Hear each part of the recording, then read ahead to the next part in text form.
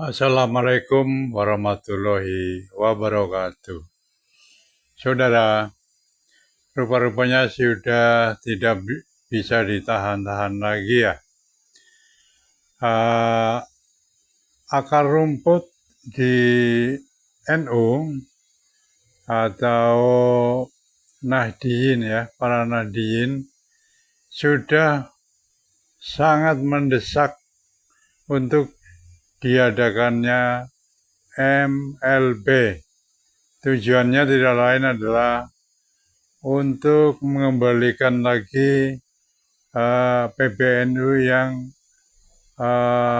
mempunyai integritas dan mempunyai jiwa perjuangan. Sekaligus membersihkan orang-orang Habib-Habib imigran Yaman yang bercokol di dalam tubuh NU itu sendiri. Ini sudah ibaratnya gatal tangan ini orang-orang NU di bawah ini. Para Nahdliyin ini sudah tidak sabar lagi, ingin segera mendesak ya, segera diadakannya muktamar luar biasa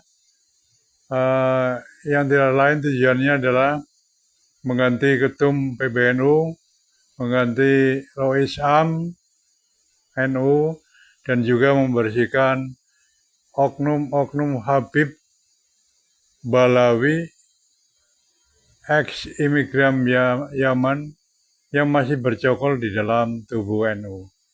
Nah, kita semua mendukung, rupanya beramai-ramai mendukung untuk segera diadakannya MLB. Dengar-dengar MLB ini akan dilaksanakan di Surabaya. Tapi mudah-mudahan berita ini bukan isapan jempol belaka, tapi memang betul-betul akan dilaksanakan. Kami Nahdliyin di Akar Rumput sangat-sangat berharap semoga secepatnya PBNU mengadakan MLB, sehingga apa yang menjadi keresahan para Nahdliyin akan segera terobati dan kembali pulih seperti sedia kala. Ini ibarat tubuh itu sudah digerogoti oleh kanker yang udah stadium 4 kali ya. Sudah darurat sekali nih, berbahaya sekali nih. Kalau tidak segera diselamatkan, bisa-bisa hancur berkeping-keping ya. Hancur berantakan, hancur luluh. Padahal NU sendiri adalah sebagai tiang penyangga dari kokohnya berdirinya Republik Indonesia atau NKRI. Bayangkan kalau tiang penyangganya roboh, kita sudah bisa dipastikan akan hancur. Nah, yang tepuk tangan ya orang-orang Habib ex-imigran Yaman. Mereka karena masih mempunyai agenda besar, yaitu merubah negara Pancasila menjadi negara khilafah. Itu goalnya sebetulnya. Jadi kita harus tegas, cepat-cepat, jangan lelet, tidak ada waktu lagi untuk berleha-leha. Ayo segera laksanakan MLB. Ya. Oke, untuk itu kita sudah sepakat untuk mendukung acara ini. Jadi jangan pikir-pikir lagi, udah laksanakan saja secepat-cepatnya. Untuk itu, ayo kita coba simak dan saksikan video berikut ini. Halo Bolo, tak kasih info. Warga NU ini sudah mulai menyerukan ini untuk diadakannya MLB. Apa MLB? Yaitu muktamar luar biasa. Ya, tujuannya untuk memperbaiki dan terutama untuk mengeluarkan Habib-Habib Ali yang menduduki di PBNU. Karena yaitu semakin banyak Mbak Alawi yang masuk ke PBNU makin ruwet, makin tidak terkontrol. Sudah seperti jaringan laba-laba ini, sana ke sana, semuanya jadi nggak karuan. Nggak usah panjang-panjang, nanti jadi kemana-mana. Langsung aja kita saksikan videonya. Nah, di tengah-tengah mau melakukan sholat isya ini, saya mendapatkan link pemberitaan tentang MLBNU yang serius digelar di Surabaya. Kita hormati, kita takzimi zuriyah Rasulullah yang asli. Kalau yang palsu kita tolak. Kita ini ada kewajiban untuk takzim, untuk hormat kepada zuriyah Rasulullah. Lah, tapi harus benar-benar itu zuriyah.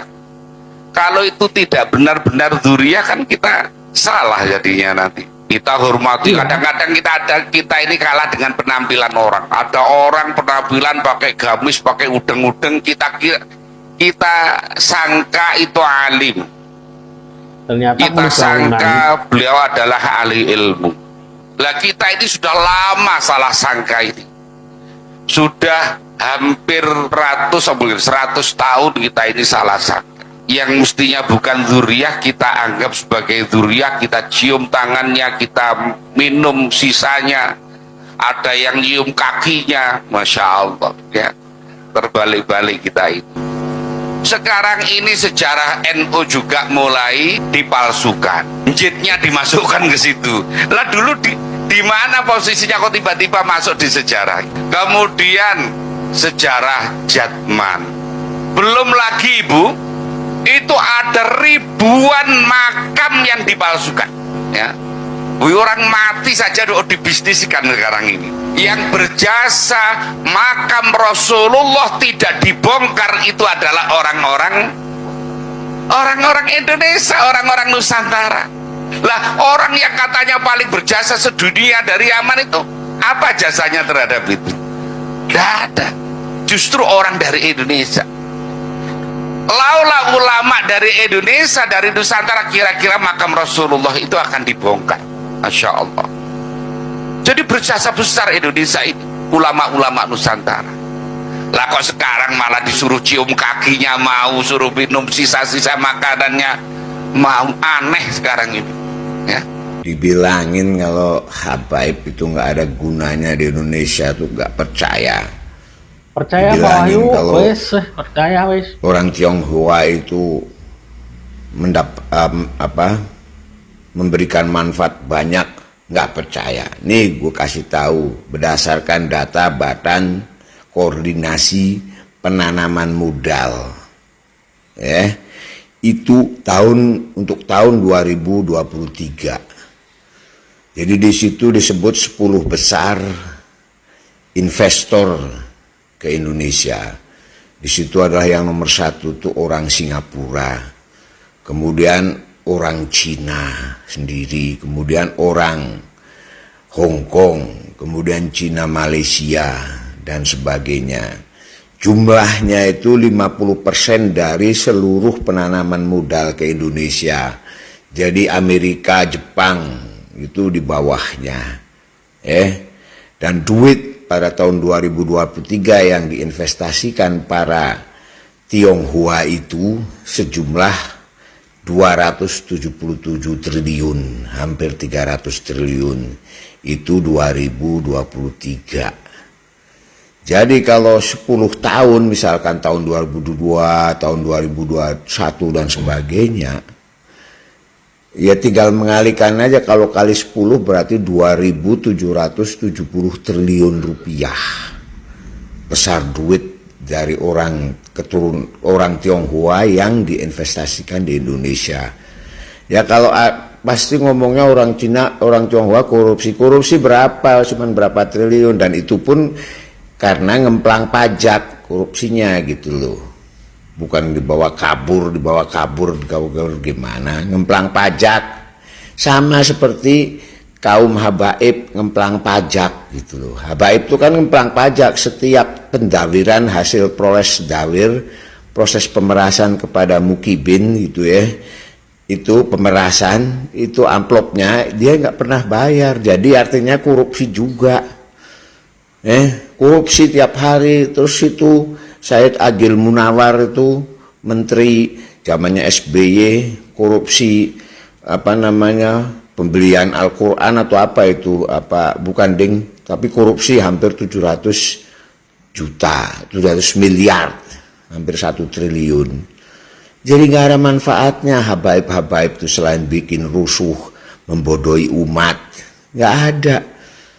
Selain dongeng-dongeng kurafat gitu ya, seperti menurunkan seperti mikrot 70 kali sehari, seperti mematikan api neraka jahanam, kemudian menciptakan dunia, seperti menjadi Tuhan dan sebagainya. Itu kurafat menyesatkan.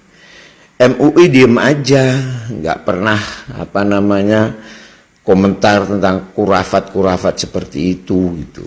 Ya biarin, nggak apa-apa. Makanya saya akan selalu berkuar-kuar gitu untuk mencerdaskan gitu bahwa mereka itu sesat gitu loh. Masa membuat Ka'bah sendiri di Yaman, ada umroh ke Tarim gitu. Itu kan menyesatkan. Ada man robbuka, siapa Tuhanmu, adalah Ubaidillah. Siapa nabimu, Ubaidillah, itu kan menyesatkan. Tapi MUI ya diem aja, nggak tahu kenapa. Ya nggak apa-apa, nggak usah ngandalin MUI lah kan gitu. Makanya saya ya sebagai orang biasa ya mengatakan mereka itu sesat gitu.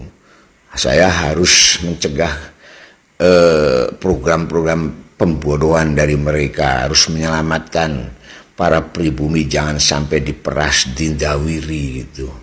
Itu jadi kalau orang Tionghoa itu memberi manfaat, keturunan Tionghoa, orang-orang suku Tionghoa itu adalah investor terbesar. Lebih dari 50% itu yang berinvestasi di Indonesia tahun 2023 itu dari Cina Singapura, Cina sendiri, Cina Hong Kong, Cina Taiwan, Cina Malaysia.